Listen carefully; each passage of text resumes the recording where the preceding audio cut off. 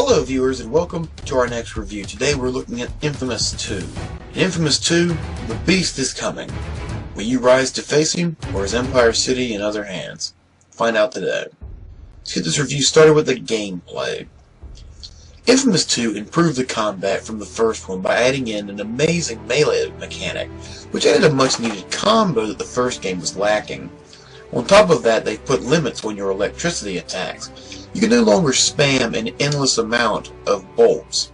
This makes you improvise, which leads to a lot more action-packed, seat-of-your-pants gameplay, which really gets you into the moment, as opposed to just hanging back, sniping in shots over and over and over again. This time, you feel like you're playing an actual superhero, as opposed to just playing another shooter. On top of that, the collectibles from the first game have returned, as well as most of your powers from the first game. They didn't pull a God of War or a Metroid and zap away all of your powers. Overall, this game takes what worked in the first game and makes it so much better. Even the boss battles are a lot better the second time around.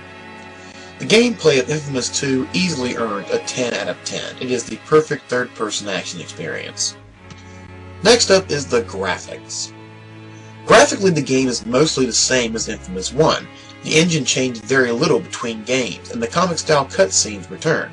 However, this game has a lot more variety in the enemy design. It isn't any just people in different suits. You see a real difference between the factions, and it really adds to the scale of what you're seeing. However, to play devil's advocate, this game was made years after Infamous, and it feels lazy. They haven't improved any of the graphics at all. It's not horrible, but it's just the same. Like I said, it feels lazy, and I wish that they had put a little more into the graphics engine this time. Overall, the graphics for Infamous 2 earns a 7 out of 10. It's above average, but honestly, it's something to really be excited about. Next up is the soundtrack.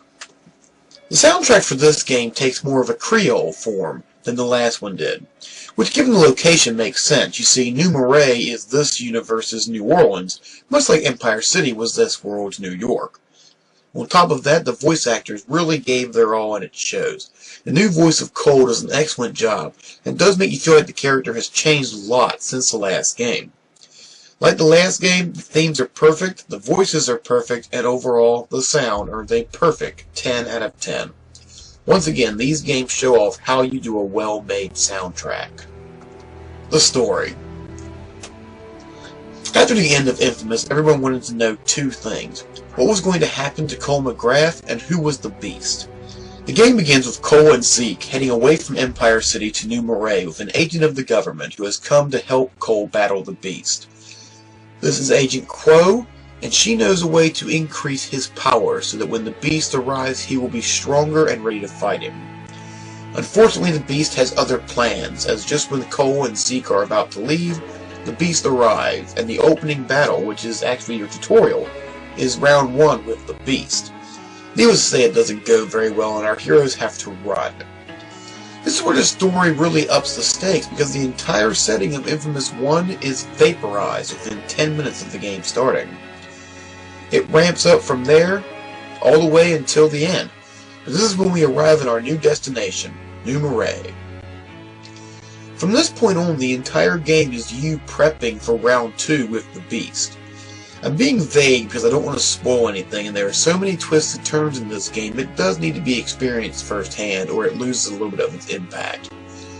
Overall, the story earns an 8 out of 10. It's an awesome story, because I'm being honest, it's a lot more focused, and not as free-roaming as the first one was.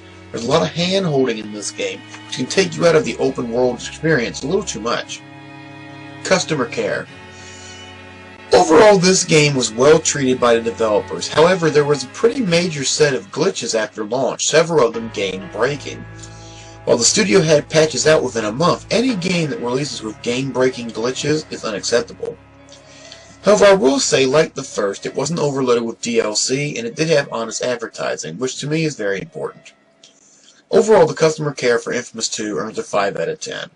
They did a good job on some things, but they failed on others, and I'm sorry, any game that is released with as many glitches as was in this game is going to take a hit on the score. Overall, Infamous 2 earns a 40 out of 50. It is an amazing game, and just as fun as the original. And while this appears to be the end of the Infamous franchise, the new game has yet to be announced, it would totally work as a 2-game franchise.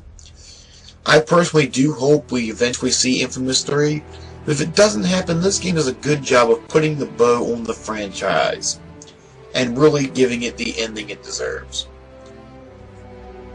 That's it for this review.